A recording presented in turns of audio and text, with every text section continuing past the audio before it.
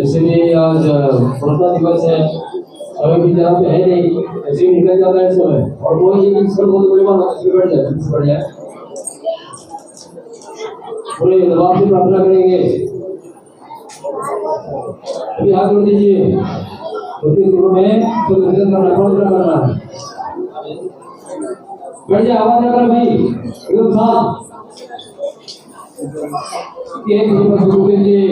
आपकी सुनों में आप सभी साधक भाई माँ बहनों का कोटि कोटि नमन है, और जीवन में जो भी दुख बाधाएं हैं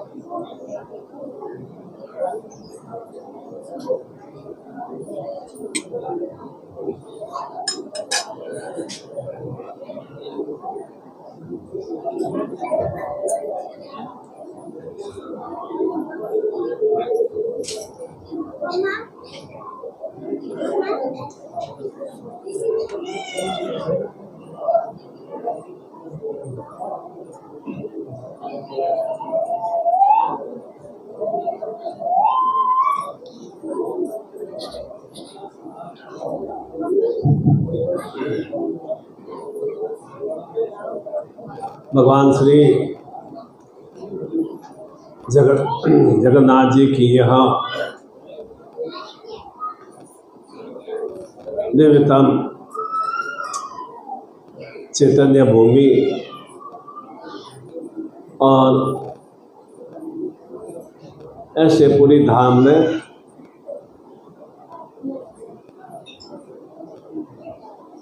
श्री भगवान कृष्ण का दिव्यतम भाव होना, सही स्वरूप में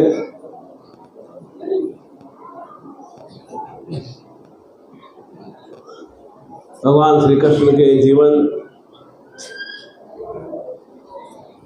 चरित्र का निचोड़ निकाला जाए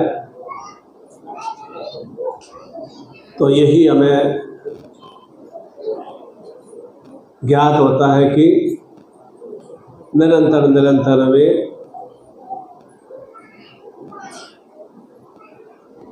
भ्रमणशील रहे, अर्थात निरंतर वे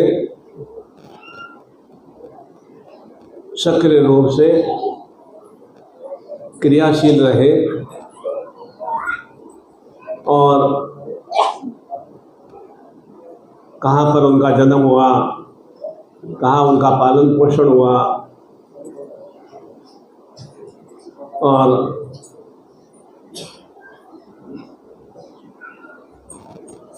थोड़ा योग अवस्था आते ही कहाँ उज्जैन में जाकर ज्ञान और शिक्षा प्राप्त की।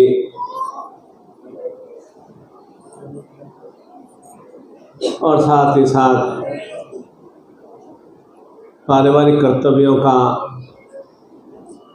निर्वाह भी किया और उसके साथ ही विशेष रूप से संसार को ये संदेश दिया कि प्रेम, श्रद्धा और समर्पण की उच्चतम क्रियाएं क्या होती है। अर्थात उन्होंने जो भी कार्य किया वह पूर्ण रूप से अटूट रूप में एक निरंतरता बना के जीवन में ऐसे श्रेष्ठ कर्म करते रहे। राधा से और गोपियों से प्रेम भाव भी रखा और साथ ही साथ जो भी उनमें वृंदावन के गोपी या जनता जनार्दन थी उनकी रक्षा के लिए भी एक अंगुली पर गोवर्धन पर्वत को उठा दिया और समय आने पर मथुरा वृंदावन का त्याग भी कर दिया और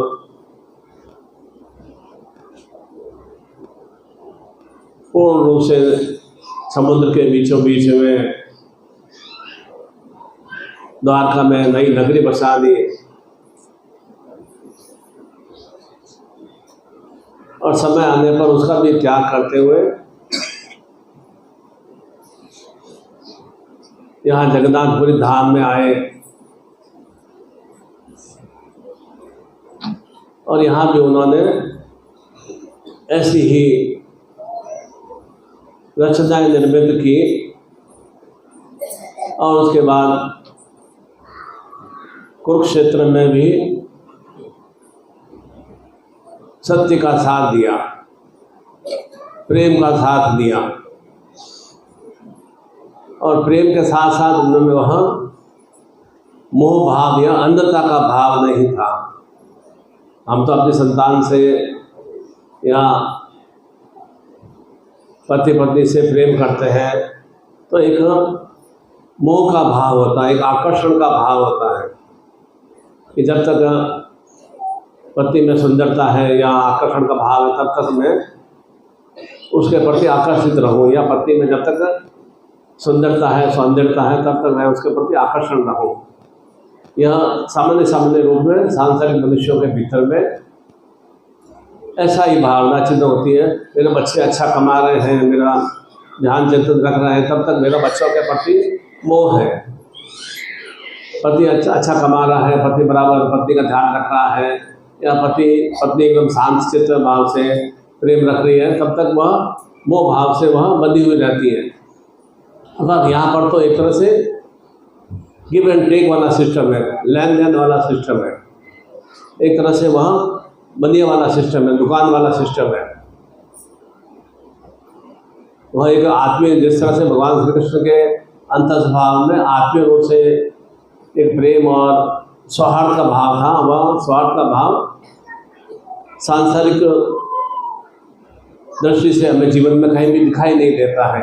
निस्वार्थ भाव से हम कहीं भी प्रेम नहीं रखते हैं या आत्मीयता नहीं रखते हैं, स्नेह नहीं रखते हैं या श्रद्धा भाव नहीं होता है। ईश्वर के साथ भी ऐसा ही करते हैं। जब तक हमें अपनी आवश्यकताओं की पूर्णता नहीं हो जाती है तब तक हम भगवान की भक्ति करते हैं, उपासना करते हैं। जैसा जैसा हमें निर्देश प्राप्त होता है वैसे वैसे हम, जैसा हमारा चिंतन होता है वैसे वैसे हम उस ईश्वर के प्रति क्रिया करते हैं। और जब हमारा वह स्वार्थ सिद्ध हो जाता है तो हम ईश्वर को या गुरु को या परमात्मा या भगवान को भूल से जाते हैं। इसी तरह से हमारा जीवन निरंतर ऐसे ही षडांगमय दूषितमय क्रियाओं से ही कर्षित रहता है। इसलिए हम उत्तर जो हमें जीवन में भावना चिंतन तो हमारी बहुत होती है कि मुझे ऐसे ऐसे ऊंचे ऊंचे लक्ष्यों को प्राप्त करना है, ऐसे ऊंची ऊंची श्रेष्ठताओं से युक्त होना है, इतना मुझे महान बनना है, मुझे भी अपने गुरु की तरह श्रेष्ठ बनना है, मुझे भी राम की तरह भगवान श्री कृष्ण की तरह श्रेष्ठ बनना है। चिंतन तो बहुत होता है कि मेरे सामने भी माँ आद्या शक्ति रामकृष्ण परमहंस की तरह जैसे जीवन पर जागृत रूप में उसे दर्शन दिए, मुझे भी साधनाओं में सिद्धि की प्राप्ति हो, परंतु उसके लिए जो एक मजबूती से दृढ़ता से हमें जो क्रिया करना चाहिए वो हम नहीं कर पाते। पूरा पूरा पूरा पूरा जीवन हमारा मजबूरी में ही चलता है। या आप सही रूप से आप निचोड़ निकालेंगे तो पूरा पूरा जीवन आपका मजबूरी बस से आप चला रहे हैं। अब जहाँ मजबूरी होगी तो वहाँ सबसे पहले डर पैदा होता है, और डर के साथ साथ भय पैदा होता है। वहाँ पर मजबूरी बहुत ज़्यादा सक्रिय और क्रियाशील हो जाती है कि जो रिश्ते निभाते हैं तो ये डर और भय के फलस्वरूप रिश्ते निभाए जा रहे हैं। पति पत्नी का हो या पारिवारिक रिश्ता हो या संतान का हो या और कोई भी रिश्ता हो, मित्र का रिश्ता हो या अन्य कोई भी रिश्ता हो, तो केवल और केवल हम डर भय और मजबूरी बस ही हम ये रिश्ते निभाते हैं, और कोई आत्मीय रूप से ऐसा निस्वार्थ भाव से हम कोई रिश्ता नहीं निभाते। और जहाँ मजबूरी होती है वहाँ पर किसी भी स्वरूप में हमें सुश्रेष्ठता की या सिद्धता की प्राप्ति नहीं हो पाती। सिद्धता का तात्पर्य जो हम मनोरथ या कामना करें तो हमें पूर्ण रूप से हमारी सुसफलमय हो, वह सिद्धता का भाव चिंतन है। सिद्धि की प्राप्ति अर्थात ऐसा नहीं कोई साक्षी मूल रूप से अप्सरा को लाना है या रंभा को या उर्वशी को या दुर्गा को लाना है, वह सिद्धता का भाव नहीं है। सिद्धता भाव है किस तरह से मैं जीवन में निरंतर निष्काम भाव से कर्म करता रहूँ और निरंतर उच्चताओं से श्रेष्ठताओं से मैं निरंतर गतिशील होता रहूँ, वह सिद्धता का भाव चिंतन है। इसलिए हम जीवन में सर्वश्रेष्ठ में नहीं बन पाते हैं, सुश्रेष्ठ में नहीं बन पाते हैं। और जब ये जब सर्वश्रेष्ठता जीवन में नहीं आती है तो क्या होता है कि जीवन इस तरह से ही समय को हम काटने की क्रिया करते हैं कि समय हमें निरंतर जीवन को जैसा जैसा हमारे भगवान ने हमारी उम्र लिखी है उतना हमें समय बिताना है, उस समय को काटने की क्रिया करते हैं। और जीवन में ऐसे ही मजबूरी बस कोई थोड़ा बहुत खाने को अच्छा मिल गया तो वो प्रसन्न हो गए, थोड़ा कपड़े अच्छे मिल गए तो खुश हो गए, थोड़ा किसी ने अच्छी मीठी बात कर ली, हमारी तारीफ कर दी तो हम प्रसन्न हो गए, किसी ने हमारा थोड़ा आलोचना कर दी या हमारे बारे में कोई कमेंट कर दिया तो हम दुखी हो गए, थोड़ा हमें कुछ अच्छा प्राप्त नहीं हुआ तो दुखी हो गए। पल पल में हम दुखी हो जाते हैं, पल पल में हम सुखी हो जाते हैं, पल पल में हम उसके लल्लो चप्पो करने लग जाते हैं, उनकी चमचागिरी करने लग जाते हैं, पल पल में हम उसका हम शत्रु भाव भीतर में आ जाता है, पल पल हम चेंज होते रहते हैं, चाहे वह परिवार के सदस्यों के बीच हो या पति पत्नी के बीच हो, संतान के बीच हो, किसी के प्रति भी हो, पल पल में हमारा मानसिक बदलता रहता है।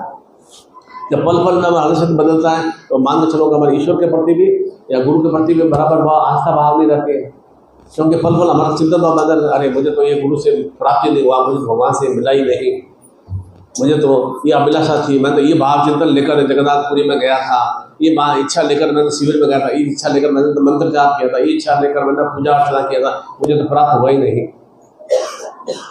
तो हम थोड़ी देर में अप्रसन्न हो जाते हैं, थोड़ी देर में प्रसन्न हो जाते हैं। ये हमारा निरंतर चिंतन चलता रहता है, 24 घंटे ही चिंतन चलता रहता है, और कोई हमारे और कोई विघ्न और कोई होता नहीं कि मैं कहाँ पर अप्रसन्नता आ रही है तो मेरा क्या मतलब वजूद है या मेरा क्या कारण है कि मैं किस कारण से अप्रसन्न में हो रहा हूँ, या खुशियाँ मिल रही है तो वो खुशियाँ इस टाइम से कैसे हो, उसमें किस तरह से वृद्धि हो, उसके लिए मैं क्या क्रिया कर रहा हूँ। हमें क्या है दूसरों से प्राप्त करने की लालसा की भावना रहती है, पति मेरा ध्यान रखेगा, पत्नी मेरा ध्यान रखेंगे, बच्चे मेरा ख्याल रखेंगे, पड़ोसी मेरा ध्यान देंगे, पड़ोसी मेरी तारीफ करेंगे, परिवार वाले मेरे को सम्मान देंगे, मुझे सम्मान मिले, मुझे यश मिले, मुझे प्रतिष्ठा मिले, दूसरे लोग भी देंगे तो मैं खुश होऊंगा। ये हमारा एक निरंतर चिंतन भाव रहता है। तब हम जब नहीं मिलता है तो हम कहते हैं नहीं, हमारे तो रिश्तेदार बहुत ख़राब है, पति बहुत ख़राब है, पत्नी बहुत अच्छी नहीं है, बच्चे हमारे आज्ञाकारी नहीं है। तो ये सब जब चिंतन करते हैं तो चिंतन ये भी कीजिए कि वास्तव में पति आज्ञाकारी नहीं है या बच्चे आज्ञाकारी नहीं है या पति प्रेम नहीं कर रहा है या पत्नी अच्छी नहीं है, तो इसका मूल कारण क्या है। उस कारण के अवॉर्ड हम जाते हैं, केवल हमें आगे से हमें प्रसन्नता की प्राप्ति हो, आगे से हमें खुशियों की प्राप्ति हो, वह हमारा निरंतर चिंतन भाव रहता है। इस तरह से एक बार एक फोटोग्राफर की दुकान होती है ना, तो फोटोग्राफर ने दुकान के बाहर एक बोर्ड लगा दिया। बोर्ड पर क्या लिखा कि जैसा आप है, सुनना, जैसे आप है वैसी फोटो चाहिए तो 20 रुपये, जैसे आप है वैसी फोटो चाहिए तो 20 रुपये। और दूसरी लाइन क्या लिखी नीचे, जैसा आप दिखना चाहते हैं, जैसा आप दिखना चाहते हैं तो उसकी फोटो की प्राइस है 40 रुपये, जस्ट डबल भाग कर दिए। जैसे आप हैं वैसा 20 रुपये और जैसा आप दिखना चाहते हैं उसकी 40 रुपये। फोटोग्राफर ने बहुत समय बाद में अपने मित्र से कहा कि मैंने पूरी ज़िंदगी निकाल दी, कोई भी मेरे पास में ऐसा व्यक्ति नहीं आया कि जैसा मैं हूँ वैसा मुझे फ़ोटो चाहिए। सभी मेरे पास ऐसे आए कि मैं जैसा दिखना चाहता हूँ वैसा मेरा फ़ोटो खींचिए। और ज़िंदगी में मैं चाहते वैसा ही है कि हम जैसे हैं वैसे हम उस पर हम मदन चिंतन नहीं करते हैं। कहने का तात्पर्य क्या है, हम जैसे हैं वैसे उस पर मदन नहीं करते, चिंतन नहीं करते। हम मुझे दिखना कैसा चाहिए, मुझे जीवन कैसा होना चाहिए, उसके बारे में चिंतन करते हैं। और इसी कारण से जीवन में निरंतर हम तनावग्रस्त और चिंताग्रस्त बराबर बने रहते हैं। इसलिए सदगुरु ये कहते हैं कि निरंतर यदि आप इसी तरह से तनाव और चिंताग्रस्त रहोगे तो आप अपना जीवन मजबूरी वश से चलाते रहोगे। मजबूरी वश से आपका जीवन चल रहा है, मजबूरी में मैं निभा रही हूँ, मजबूरी में बच्चों को चला रहा हूँ, मजबूरी में परिवार को चला रहा हूँ, मजबूरी में मैं नौकरी कर रहा हूँ, मजबूरी में व्यापार कर रहा हूँ, मेरे तो क्या करना है, मुझे तो ऐसा ही कर्म करना है, मजबूरी में सब मैं क्रिया कर रहा हूँ। ये मजबूरी में आप चलाते रहोगे। और जब मजबूरी होगी तो भीतर में क्या बताया था मैंने, डर और भय बना रहता है, तो वहाँ मजबूती नहीं आती है, स्ट्रांगनेस नहीं आएगी। क्योंकि स्ट्रांगनेस भीतर है ही नहीं। जब मेरे भीतर में डर और भय आएगा तो मेरी एक जो शक्ति, एनर्जी, ऊर्जा है वो एकदम न्यून सी हो जाएगी, वो कमजोर सी हो जाएगी। तो मेरे भीतर में ताकत नहीं रहेगी। हर समय में डर, अरे उससे डर, इसके कारण से डरने लगे, इसके कारण से डरने लगे, इस कारण से डरने लगे, हर समय डर भय से मैं ग्रसित रहूँगा तो मेरे भीतर में वहाँ शक्ति और ऊर्जा नहीं आएगी। जब शक्ति और ऊर्जा नहीं आएगी तो मैं सही तरह से सुश्रेष्ठ में कर्म नहीं कर पाऊंगा। जब सुश्रेष्ठ में कर्म नहीं करूँगा तो मुझे सुफल की प्राप्ति नहीं होगी। इसलिए जीवन आपका है, आपका जीवन है, तो आपको अब चिंतन करना है कि मुझे अपना जीवन को मजबूरी वश से चलाना है या मजबूती से चलाना है, स्ट्रांगनेस से चलाना है। चिंतन आपको करना है। गुरु तो हर रूप में आपके साथ में, मजबूरियाँ हैं तो मजबूरी आपकी पूरी करने के लिए गुरु तो अपना पूरा एकदम चिंतन भाव देता है, एफर्ट्स देता है। और मजबूती से चल रहे हैं तो भी वो निरंतर आपको ऊर्जा और शक्ति देता है। आपका चिंतन होना चाहिए मुझे अपना जीवन ऐसे ही दिनहीन लोजपूत धर्म में मजबूरी में जीवन चलाना है, समय को काटना है, तो भी गुरु तो आपके साथ में। और ये ढंग नहीं, मुझे तो अपने आप में कुछ सुश्रेष्ठ में, सदगुरु में या अपने इष्ट में, अपने श्री कृष्ण में बनना है, तो मुझे अपने जीवन को किस तरह से मजबूत से, स्ट्रांगनेस से करना है। और मजबूती या स्ट्रांगनेस से भी उम्र का भाव नहीं होता है कि 50 साल उम्र हो गई, अब मैं कैसे जीवन में स्ट्रांगनेस, निश्चित रूप से आ सकता है। ऐसा कोई निश्चित बात नहीं कि 40 साल का, 25 साल का व्यक्ति में ज़्यादा स्ट्रांगनेस आएगी। स्ट्रांगनेस 70 साल के व्यक्ति में भी आ सकती है, 80 साल के व्यक्ति में भी आ सकती है। और नहीं आना होगा तो 80 वर्ष की आयु में भी उसमें स्ट्रांगनेस बराबर मजबूरी बड़ी हुआ जीवन चलाता रहेगा। उस मजबूती को प्राप्त करने के लिए ही, स्ट्रांगनेस को प्राप्त करने के लिए ही, कि जिससे कि स्ट्रांगनेस से क्या होगा, एक तो सेल्फ कॉन्फिडेंस की बढ़ती होती है, आत्मविश्वास की बढ़ती होती है। स्ट्रांगनेस होने, स्ट्रांगनेस का कारण ये नहीं कि किसी को मारकाट करनी है, मारपीट करना, वो स्ट्रांगनेस नहीं है। कोई ताकत का दुरुपयोग नहीं करना है। एक आत्मविश्वास की बढ़ती होती है, आत्मविश्वास से कॉन्फिडेंस की बढ़ती होती है। तो कॉन्फिडेंस के कारण से निरंतर हम कोई भी भाव चिंतन भीतर में सब करते हैं तो वह भाव चिंतन क्रिया करने पूरा करने के लिए क्रियात्मक शक्ति भाव चिंतन की प्राप्ति होती है। लेकिन होता क्या है, दिमाग मन तो कहीं कहीं घूमता जा रहा है। यहाँ बैठे बैठे आप चिंतन कर रहे होंगे, एक बार और दर्शन कर लूँ, एक बार और समुद्र किनारे जाकर आ जाऊँ, एक बार और मार्केट में बाजार में घूम के आ जाऊँ, एक बार और कोई वहाँ पर कुछ प्रसाद मिलता है, वो कुछ मोटे मोटे खाजे वगैरह मिलते हैं, वो खा के आ जाऊँ। तो चिंतन रहता है, वो प्रसाद लेकर आ जाऊँ, चिंतन रहता है अभी मैं थोड़ा घूम के आ जाऊँ, थोड़ा अभी चाय पी लूँ, चिंतन बड़ा रहता है अभी मेरे कल वहाँ पहुँचना है, परसों वहाँ जाना है, ये चिंतन रहता है। क्यों बड़ा दिमाग तो उलझता रहता है, बड़ा उलझा, आपको दिमाग तो उलझा रहता है आपको तो, और आप उसी उलझन में आप जीवन में आप निरंतर चलाते रहते हैं। क्योंकि अब यहाँ बैठे बैठे आप सुन तो मेरे को रहे पर तो दिमाग आपका कहीं और दौड़ रहा है, भावना चिंतन विचार कहीं और दौड़ रहे हैं, और फिर विचार तक नहीं मेरा ना और ज़्यादा जीवन में कुछ सुश्रेष्ठ आए। क्योंकि जब तक दिमाग में अनेक तरह के विचार आएंगे, दिन 24 घंटे में सैकड़ों लाखों विचार आते हैं, हजारों तरह के विचार आते हैं। ऐसा दिमाग एक पल के लिए शांत नहीं रहता है। ये 24 घंटे 50, 100, 200, 500 तरह के विचार आते हैं, ये होना चाहिए, वैसा होना चाहिए, कल का प्लान कर देंगे, अच्छा मंडे को ये करना है, और ट्यूजडे को ये करना है, प्लान करते रहेंगे, प्लान ही करते रहेंगे, पर तो उसे क्रियात्मक रूप नहीं प्राप्त कर पाते। क्यों नहीं कर पाते? क्योंकि वहाँ स्ट्रॉन्गनेस नहीं है, मजबूती को हासिल नहीं है। इसलिए प्रैक्टिकल रूप में हमारी इच्छाएं कामना पूर्ण नहीं हो पाती है। फिर कहते हैं गुरु जी मेरे तो इच्छा अमुक मैंने कामना की थी, मेरे को कामना इच्छा पूर्ण नहीं हो पा रही है, मुझे इतने फालतू मुझे बाधा अवरोध आ रही है।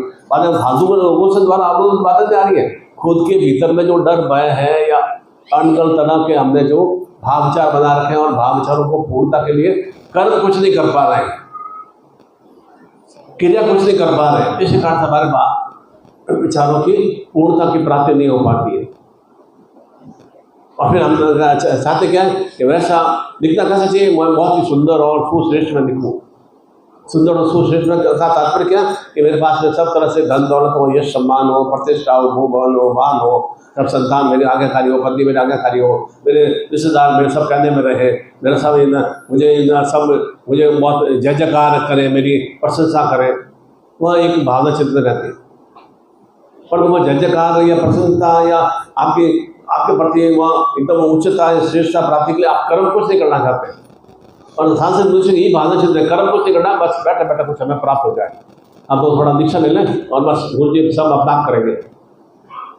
गुरु जी तो करेंगे ही, पर वो जब क्या होगा, जब शिष्य का और गुरु का योग में स्थिति हमें का सामंजस्य होगा, तब इन गुरु की पूर्णता श्रेष्ठता की प्राप्ति हो पाएगी। योग में भाव चिंतन नहीं है, पति पत्नी में योग में स्थितियों की प्राप्ति नहीं होगी, संतान की प्राप्ति नहीं होगी। आपने व्यापार के प्रति, नौकरी के प्रति योग में भाव चिंतन है तो आप धन की प्राप्ति नहीं कर पाओगे। आपका मित्रों के साथ में, आपके परिवार के साथ योग में भाव चलती है तो आपका एक तरह से पूर्ण श्रेणी आत्मिकता की प्राप्ति नहीं हो पाएगी। आप कुछ भी देना नहीं चाहते हैं, मैं कुछ भी देना नहीं चाहता हूँ, तो मुझे सब कुछ होना चाहिए, ऐसा कई संसार में होता नहीं है। इसलिए जहाँ पर योग वाली स्थिति आएंगी तो वहाँ पर सब तरह से भोगमय स्थितियों को हम प्राप्त कर पाएंगे। पहले जीवन में योगमय स्थितियों का भाव चिंतन की प्राप्ति करना है, भगवान श्री कृष्ण ने ये कहा है। और योगमय के लिए तो एक सम्यक ज्ञान, सम्यक चिंतन, सम्यक भाव, ये जो अष्टांग योग है उन भीतर में अंतस्भाव में उत्पन्न करना है। अंतस्भाव उत्पन्न करते हैं तो निश्चित रूप से एक जीवन में योग में स्थितियों का विस्तार होता है, तो स्वतः ही भोग में स्थितियाँ स्वतः ही हमारे सामने प्रकट हो जाती हैं।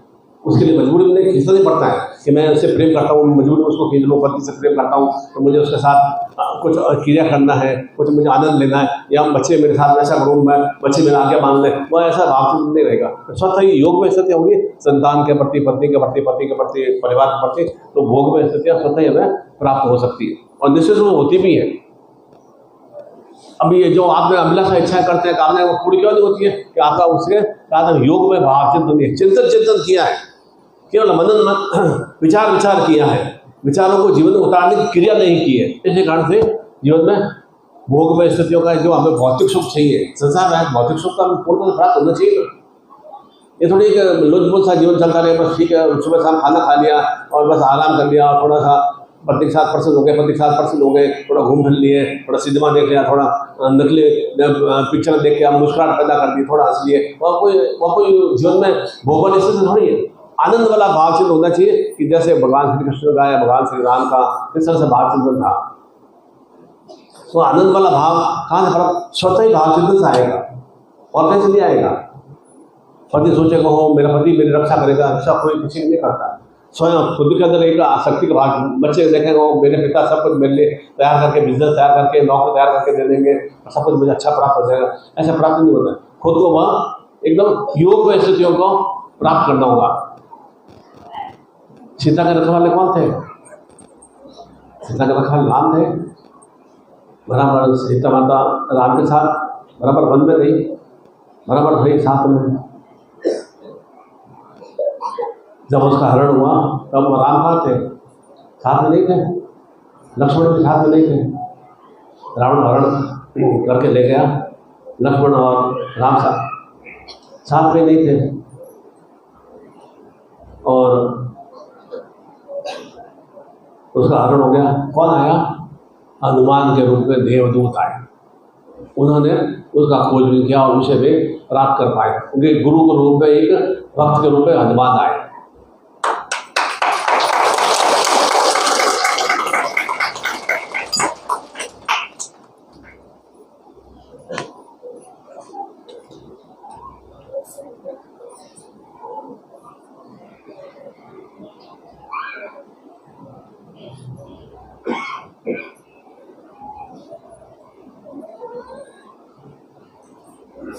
माता पार्वती अपने पति से लड़ झगड़ कर मायके में गई। अपमान भी हुआ उसका।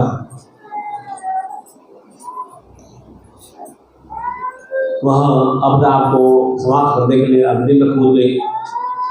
भगवान शिव बचाने के लिए आए, नहीं आ पाए। भगवान शिव वे तो पूरे सृष्टि के जनक थे, नहीं बचाना है। माता पार्वती को तो भस्म होना पड़ा। बाद में भले क्रोध वश उन्होंने भले भगवान शिव ने कुछ भी क्रिया कर दी हो, भगवान शक्तिपीठ बना दिया हो, वो एक अलग भाव चिंतन है, पर तो खत्म कैसे होना पड़ा? स्वयं माता पार्वती को खत्म होना पड़ा।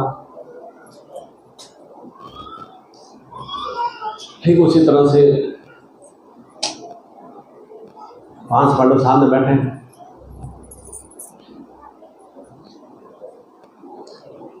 और कौरवों ने अनेक तरह के लांछन लगाए द्रौपदी के ऊपर, चीरहरण भी किया। कोई 5 में से कोई भी शक्तिशाली नहीं थे, भीम या नकुल सहदेव। अर्जुन तो धनुर्धारी था, श्रेष्ठ धनुर्धारी था, युधिष्ठिर थे, और बचाने कोई आया? कोई नहीं बचाने आया। और उसकी लाल भंग हो रही थी, बचाने कौन आए? भगवान श्री कृष्ण। उसने प्रार्थना की, उसने अपने पति से प्रार्थना नहीं की कि आप युधिष्ठिर आप बहुत बड़े हो, अर्जुन तुम बहुत धनुर्धारी हो, भीम तुम बहुत बलशाली हो, नकुल सहदेव तुम बहुत अच्छे ज्ञानवान हो, बहुत सेवाभावी हो। उनसे प्रार्थना नहीं किया, अपने इष्ट से प्रार्थना की। और भगवान श्री कृष्ण ने उनकी लाज की रक्षा की। तो तात्पर्य क्या कि जीवन में कोई भी तरह का संकट आने पर किससे प्रार्थना करते हैं? पत्नी से, पति से, या बच्चों से, या आस पड़ोस से प्रार्थना नहीं करते, भगवान से प्रार्थना करते हैं कि आप मेरे संकटों को हरना। उनसे भगवान से प्रार्थना की जाती है या गुरु से प्रार्थना की जाती है? गुरु से निवेदन किया जाता है।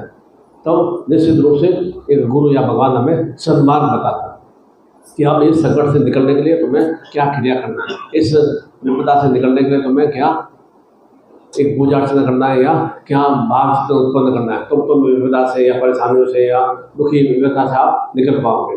प्रार्थना कैसे करते हैं? अपने गुरु से, अपने इष्ट से करते हैं। युद्ध क्षेत्र में, कुरुक्षेत्र युद्ध क्षेत्र में गए 5 पांडव एक तरफ थे, उनके साथ में भगवान श्री कृष्ण की सेना भी थी और उधर कौरव थे उनके पास में, उनसे भी सहस्र गुना उनकी सेना थी। अभिमन्यु चक्रव्यूह में फंस गए।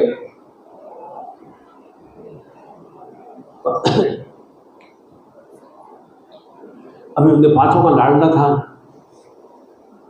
अर्जुन का पुत्र था। कोई बचाने गया उनमें से, पांचों में से पिता भी नहीं जा पाया, बचा भी नहीं पाया। सब कुछ वह जानता था, पर तो वह कोई युधिष्ठिर या भीम, नकुल, सहदेव या अर्जुन कोई नहीं गए और उन्हें मृत्यु को प्राप्त होना पड़ा। तात्पर्य क्या कि जीवन में इस तरह की मृत्यु में स्थिति आने पर या दुख में स्थिति आने पर किसको स्मरण करना है? अपने इष्ट को, अपने सद्गुरु को स्मरण करना है। तो आपको विपत्तियों से या विपदाओं से या मृत्यु रूपी स्थितियों से हमें निवृत्ति की प्राप्ति होती है। अर्थात हम संसार में क्या है? अकेले हैं। ये हम मान के चलो वो मेरी पत्नी है, मेरा संतान है, मेरा बहू है, मेरे बेटे हैं, मान के चलते हैं। पर तो है संसार में अकेले, और जाते भी कैसे? अकेले ही जाते हैं, आए भी कैसे? अकेले आए। तो जब यह जीवन और मृत्यु के बीच का जो एक भाव चिंतन है, उस भाव चिंतन में क्यों नहीं हम अपने आप को सुश्रेष्ठ में बनाएं? वह निर्दिष्ट भाग सांसारिक कर्म हमें करना है, सांसारिक क्रिया हमें करनी है, पर वो सांसारिक क्रियाओं के साथ साथ में किस तरह से अपने जीवन को सुश्रेष्ठ में बनाएं। तो जीवन हमें प्राप्त हो भगवान की कृपा से प्राप्त हुआ। कोई ऐसा नहीं कि मैंने आज प्रार्थना करूँगा और आज मेरे पोता हो जाएगा, बेटा हो जाएगा, ऐसा हो नहीं पाता है ना। वह तो कोई ईश्वर की कृपा रही होगी तब मुझे संतान पुत्र के रूप में हो या पुत्री के रूप में हो, या नहीं होगा तो मेरे किस्मत भाग्य होगा। सबको तो भगवान इन संतान प्राप्त प्रदान करता भी नहीं है, उसके कर्मों के कारण प्रदान करता है, उनकी क्रियाओं के कारण प्रदान करता है। जीवन प्राप्त होना भी हमारे हाथ में नहीं है और मृत्यु आना भी हमारे हाथ में नहीं। कब मृत्यु आएगी वह किसी को ज्ञात नहीं है। पर तो भाव से क्या रहता है? ओहो मैं तो अजर अमर हूँ, मेरे तो कभी मृत्यु आने की नहीं है, मैं 50 लोगों को मेरे शमशान की यात्रा करा चुका होता हूँ, पर तो मेरे तो मृत्यु आएगी नहीं, मैं तो बहुत अजर अमर हूँ। चिंतित यही करते हैं और शमशान में छोड़ के आने के बाद में क्या करते हैं? पिता को शमशान में छोड़ आए, उनको अग्नि में आहुत कर दिया और फिर क्या करते हैं? घर आके शाम करते हैं। ओहो मुर्दे का हाथ लगाया, मतलब मृत शरीर का हाथ लगाया। अच्छी बात है, एक शुद्ध भाव होना भी चाहिए। और तो यह चिंतन समझ में नहीं आता है मेरे को कि आप शमशान जाके आके वो स्नान करते हो, बहुत अच्छी बात है। पर तो फिर आप अपने ही घर में बकरा मारते हो या सुअर मारते हो या जानवरों को मार के काट के खाते हो, अंडे को काट के खाते हो, मार के खाते हो, तो क्या उससे पाप उससे अंडे में जीव नहीं होता है? जिसको मैं सुअर को या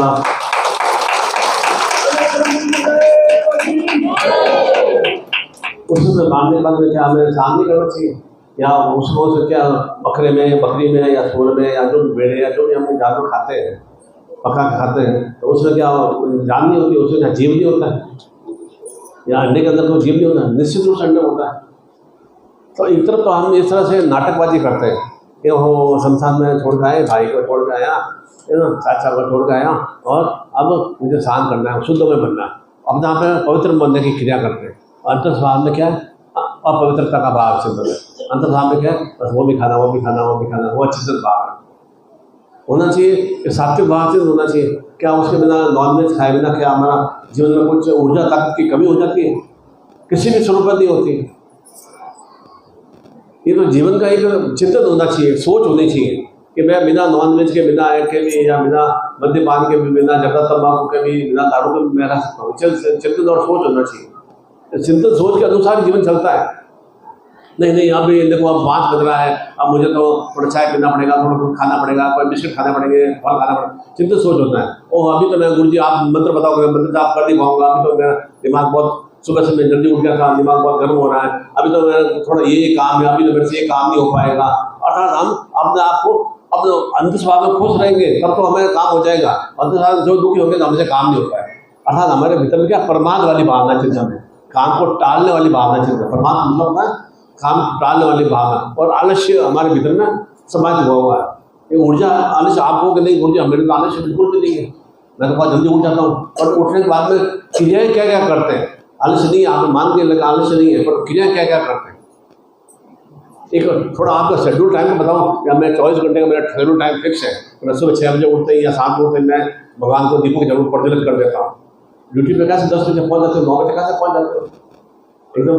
और आजकल तो ड्यूटी में क्या होता है, ये अंगूठा लगाना पड़ता है, जो थोड़ा सा 3 मिनट लेट होते ही और 2 या 3 बार ऐसे होती है, आपका एक शरीर कट जाती है। वहाँ कैसे 9 बजे खाली 8 बजे कैसे पहुँच जाते हो। आप ये तो सोच करें कि मैं 7 बजे उठते ही 8 बजे उठते दिमाग चला देता हूँ, या 7 बजे 6 बजे में स्नान कर लेता हूँ, या मैं 9 बजे खाना खा लेता हूँ, या रात्रि में 10 बजे सो जाता हूँ, या मैं इस समय ना पूरा काम की तरफ ध्यान देता हूँ, इस तरह मैं बच्चों की तरफ ध्यान देता हूँ, इस तरह मैं पति की तरफ ध्यान देता हूँ, इस तरह ध्यान देता हूँ, इस तरह मैं थोड़ा अच्छी पुस्तकें धार्मिक पुस्तकें पढ़ने की ध्यान देता हूँ, इस तरह मैं मंत्रचार करता हूँ। कुछ टाइम शेड्यूल तो बता दें, हाँ ये मेरा टाइम शेड्यूल फिक्स है। कोई तरह का टाइम शेड्यूल फिक्स नहीं है। जब टाइम शेड्यूल लगा कोई फिक्स नहीं है, कोई नियोजित नहीं है, तो जीवन में नियोजित नहीं बना रहता है, जीवन में निरंतर अटपटा सा बना रहता है। इसलिए मैंने कहा जीवन को आप क्या कर रहे हैं, मजबूरी बस चला रहे हैं। और फिर कहते हैं नहीं गुरु जी मेरे में तो कोई मजबूरी नहीं है, सब कुछ मैं तो सब मेरे पत्नी मेरे कंट्रोल में है, पति मेरे कंट्रोल में है, और मैं तो सब बच्चे मेरे नियंत्रण में हैं, सब मैं तो अपना आप में एकदम निर्भीक और निस्वार्थ भाव से और निरंतर क्रियाशील हूँ। मन में अंतर्भाव में ऐसी हम लोग भावना चिंतन उत्पन्न करते हैं, और भीतर में कैसे हम लोग बने हुए डर भय से ग्रसित हैं। और डर भय के कारण ही हम जीवन में जो हमें उपलब्धियाँ प्राप्त होनी चाहिए, जो कामनाएं हमारे प्राप्त होनी चाहिए, वह उपलब्धियाँ हम प्राप्त नहीं कर पा रहे हैं। फिर चाहते थे कि भौतिक सुखों से परिपूर्ण हो, अनेक अनेक जो भी आरोग्यता की प्राप्ति हो, पति पत्नी में प्रेम सामंजस्य रहे, अच्छे संतान की अच्छी वृद्धि हो, मकान की प्राप्ति हो, भूभवन की वृद्धि हो, यश सम्मान की वृद्धि हो, धन ऐश्वर्यता की प्राप्ति हो, प्रसिद्धि की प्राप्ति हो, निरंतर सतायु में जीवन बने, ये अच्छी अच्छी कामना हम करते हैं। न तो अभी संकल्प लेना होगा उसमें हम कामना करेंगे, परंतु उस कामनाओं की पूर्णता के लिए मेरा आरोग्य में स्थिति आ रहे हैं, उसके लिए क्रिया क्या कर रहे हैं? क्रिया तो कुछ नहीं कर रहे हैं, अगड़ बगड़ खा रहे हैं। सुबह से आप सोच तो लो कितना अगड़ बगड़ खाया, अगड़ खा भी रहे हैं, और अभी भी और भी कुछ मिल जाएगा वो भी खा लेंगे हम, और अभी थोड़ा धीरे धीरे आप बीच के अंदर जाएंगे, वहाँ बीच मिलेगा वहाँ भी कुछ खा लेंगे। ये नॉवेल्टी चीज़ है, नई चीज़ है, ये ऐसे बना रहे ऐसा बना रहे, वो भी खा लेंगे। परंतु क्या होगा कि इस तरह से अगड़ बगड़ खाने से क्या होगा, शरीर क्या बन जाएगा, शरीर बन जाता है कचरा पात्र, कुछ भी डालते रहते हैं। ये शरीर हमारा पेट क्या पेट नहीं है, ये कचरा पात्र बना दिया हमने। इसी कारण से अनेक तरह के हमें रोग और कष्ट पीड़ाओं की प्राप्ति होती है। और फिर आप कहते हो गुरु जी मेरे तो ऐसा शरीर में दर्द रहता है, बैक पेन रहता है, माइंड मेरा गर्म रहता है, दिमाग मेरा शांत नहीं रहता है, बहुत मेरे दिमाग में अशांतता बनी रहती है। अशांतता आई कहाँ से? स्वयं को हमने ग्रहण किया है।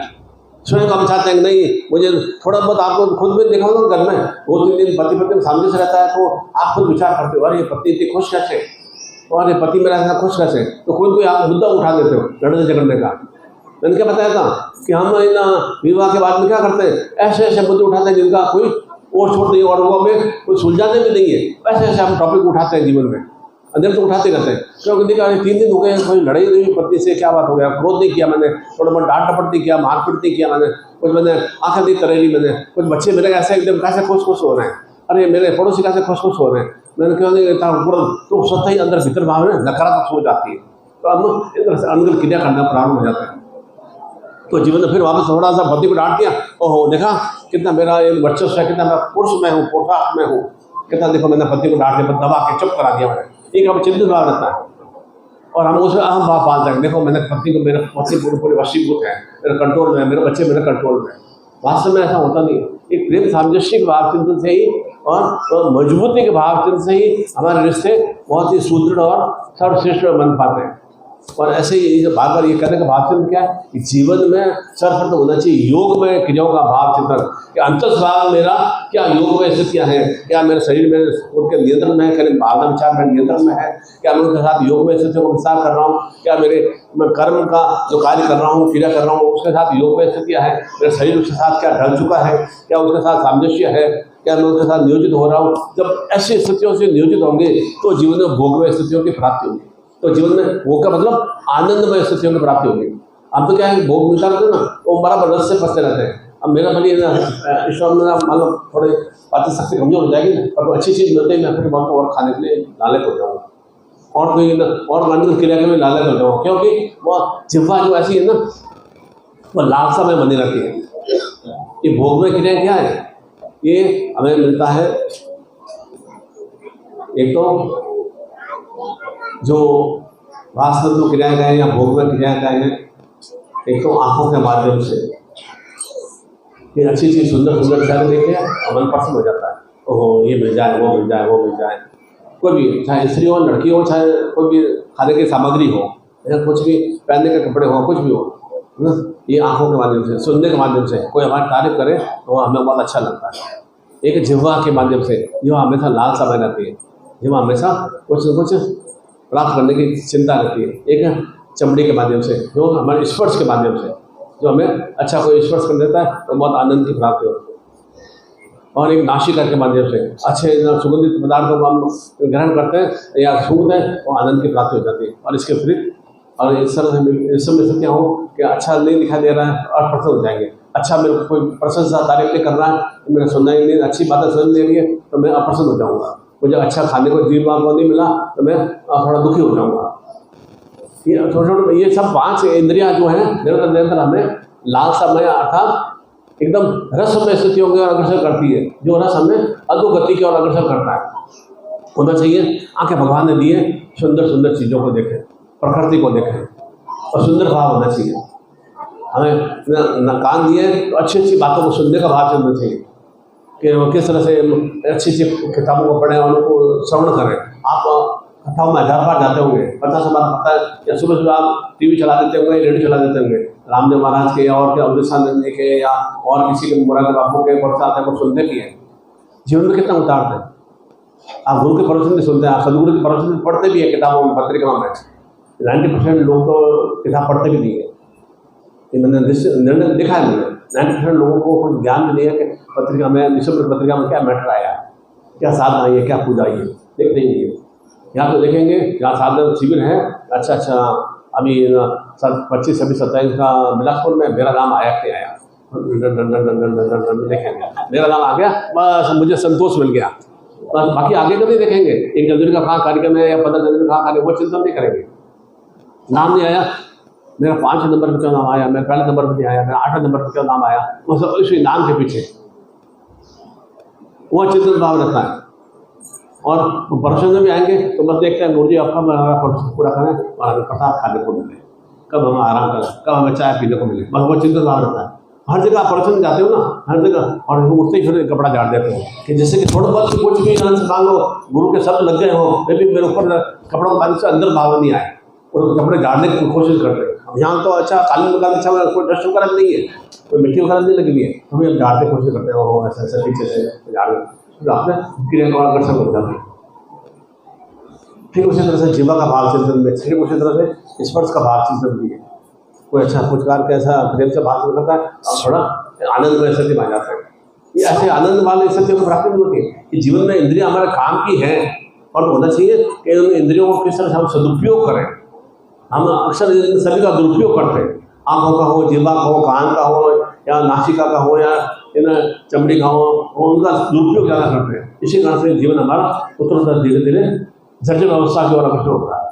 धीरे धीरे आँखों में दिखाई कम हो लग जाता है, और धीरे सुनने की शक्ति कमजोर हो जाती है, सूंघने की शक्ति कमजोर हो जाती है, और धीरे स्किन में एकदम वहाँ डला वाली स्थिति आ जाती है, रोगता वाली स्थिति आ जाती है, और जीवन में स्वाद कुछ भी नहीं लगता है। ऐसा ही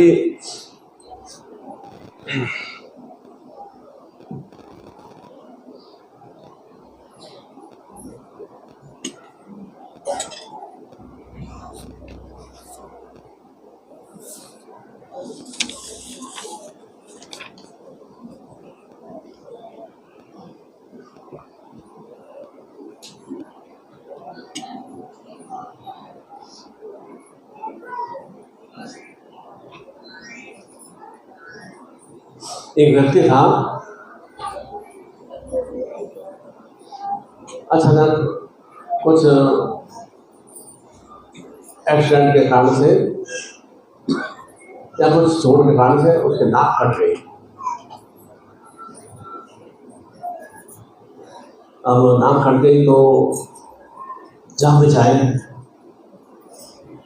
देखो डॉक्टर भैया आ गए, कोई कहता है वो नक्के चाचा आ गए, कोई कहता है वो नक्के ताऊ जी आ गए, कोई कहता है नहीं नक्का नक्का आ गया। और बार बार ऐसा सुनने को मिलता है, तो सीधे तो बोलते नहीं है। परेशान हो गए हम,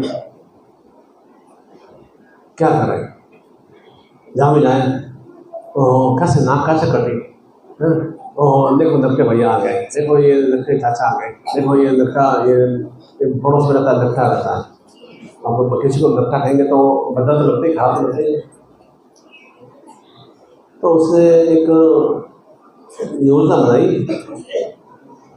कि मैं साधु बन जाता हूँ।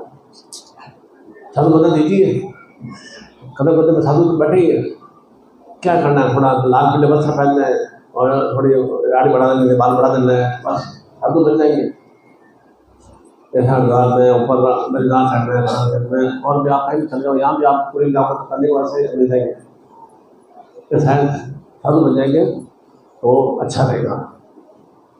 अब क्या है कि साधु तो बन गया, अब वो फिर भी अब कान मान कट जाएगा तो ठीक है, मैंने ऊपर कैप पहन लिया, देखो बात ये मेरे कान आँख मालूम मेरी मालूम खराब हो जाए तो मैंने काला चश्मा लगा दिया, उसका बचाव, उसका नाक का कैसे बचाव करें। साधु बन गया, साधु बन गया तो फिर भी कहने लगे ये देखो नक्के बाबा आ गए। लोगों को चुप नहीं रहते, ये नक्के बाबा आ गए, ये नक्के महाराज आ गए, ये नक्के गुरुजी आ गए। कहते मैं उनको कुछ भी कहे, फिर भी परेशान हो गया, वो क्या करेगा। तो उसने एक कुटिल योजना बनाई, क्योंकि वैसे शरीर से थोड़ा सा उसका कुटिलता थोड़ी ज़्यादा होती है।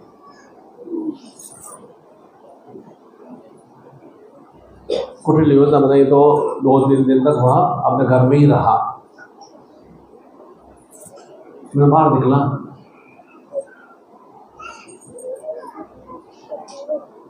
तो भी वो कोई कहने लगे नक्के बाबा आ गए, नक्के साधु आ गए, नक्के गुरु आ गए, नक्के महाराज आ गए, ये भीख मांगने के लिए आ गए।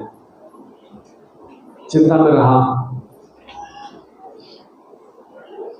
तो एक आदमी कहा अरे ऐसा थोड़ी बोला जाता है, ये नक्के साधु हैं ऐसा थोड़ी बोलते हैं, ऐसा थोड़ी बोला जाता है कि ये नक्के नक्के ऐसा नहीं बोलते हैं, चल हट भाग जाए यहाँ से।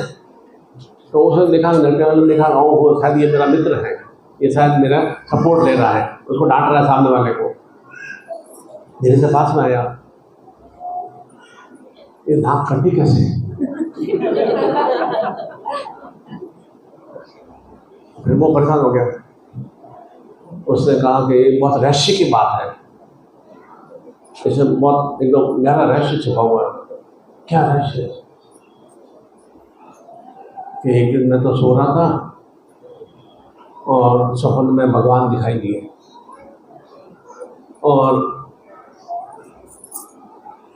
भगवान ने कहा कि तू मुझे पाना चाहता है? जी हाँ जी भगवान जी, मैं आपको पाना चाहता हूँ, मैं दर्शन चाहता है जी, मैं बहुत जरूर चाहता हूँ। क्या कर सकता है फिर? भगवान आप कहो तो मैं सर कटा सकता हूँ। नहीं सर कटाने की जरूरत नहीं है, तो ऐसा कर नाक कटा रहे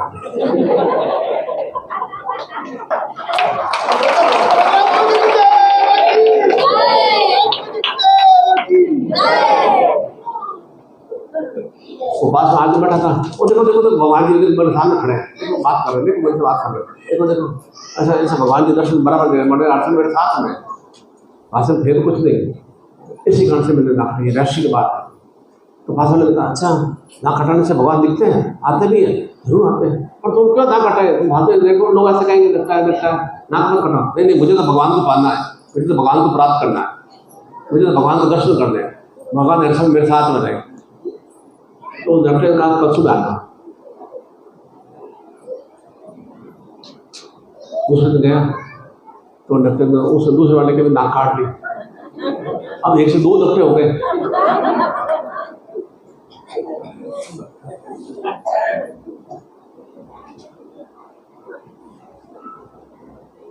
तो दूसरे डॉक्टर ने कहा कि मुझे तो भगवान दिखाई नहीं दिए, तो मेरे को कौन से दिखाई दे रहे हैं?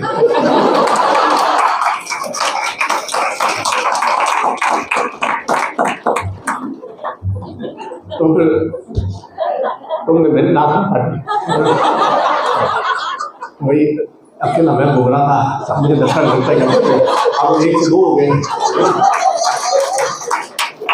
अब नाक तो कट गई दूसरे वाले के लिए, तो अब उनसे कहा अब नाक तो कट गई, भगवान दिखाई दे रहा है। तो बाहर और राम में गए, 1 से 2 घंटे हो गए, और भी कोई दूसरे मिले, क्या हो गया? दूसरों भाई ये राशि की बात है और राशि की बात है। तो ऐसे 200 से 2,000 तक लोगों ने नाक कटवा दी, क्योंकि वो भगवान दिखाई दे रहे हैं, भगवान दर्शन देते हैं, भगवान साथ रहते हैं, 2,000 लोगों ने डॉक्टर नाक कटवा दी। तो ये प्रचार कितना हावी हो जाता है कि इस तरह से कि मतलब कैसे कैसे मीडिया वाले कैसे कैसे उल्टा पुल्टा प्रचार कर देते हैं कि बस इस तरह से। तो जीवन में भी ऐसा ही हम करते हैं कि मैं तो परेशान बर्बाद हुई, आगे वाले कैसे परेशान बर्बाद। इस तरह के एक सामने से उदाहरण दिया है कि कैसे कैसे लोग अनगल क्रियाएं करते हैं। कुछ ना मतलब उल्टे पुल्टे क्रिया करने के लिए, भभूति के लिए, न कुछ साधुता के लिए, न कुछ ऐसा ये हो जाएगा बच्चा, नहीं हो जाएगा बच्चा, नहीं हो जाएगा बच्चा, ऐसे ऐसे क्रिया करके भ्रमित करने की क्रिया करते हैं। और जीवन में भी ऐसा ही होता है। हम क्या थोड़ा बस मीडिया पढ़ते हो ना, 2 घंटे में आपको जो भी पत्नी से तलाक चाहिए मिल जाएगा, 2 घंटे में आपको बस इस तरह से युवा होगा सब बन जाएंगे, 2 घंटे में आपको नहीं तो 100% गारंटी है ना, आपको नहीं तो पैसा रिटर्न, ऐसा ऐसा। तो हम उसको जाल में जंजाल में फंस जाते हैं और होता ज़्यादा कुछ भी नहीं है। करना तो केवल कर्म भाव से ही, करने से ही सब कुछ प्राप्त हो पाता है। इसलिए जीवन में एक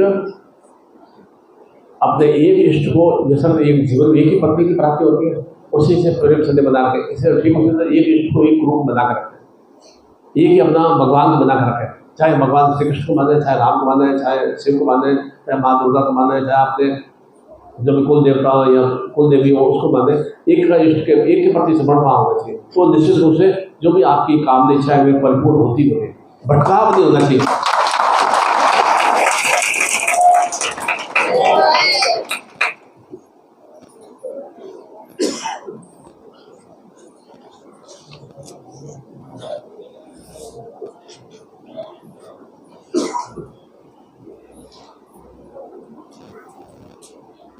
जहाँ भटका वाली स्थिति होती है तो जीवन हमारा निरंतर डावाडोल सा बना रहता है और एकाग्र भाव होता है। तो निश्चित रूप से ठीक है, मुझे जैसा भी गुरु मिला, भगवान मिला, मेरा इष्ट मिला, है ना, अपने आप में पहले से अपने आप से प्रेम रखना चाहिए कि मुझे भगवान ने ये शरीर प्रदान किया है, यह मेरे लिए सर्वश्रेष्ठ है, मुझे अपना देवत्व स्वरूप में मुझे देह प्राप्त हुई है, यह मेरे लिए सर्वश्रेष्ठ है। अब मुझे इसको किस तरह से इन कर्मेंद्र ज्ञानेंद्र के बाद से उज्ज्वल बनाना है, तो श्रेष्ठ में बनाना है, वह एक भाव से होना चाहिए।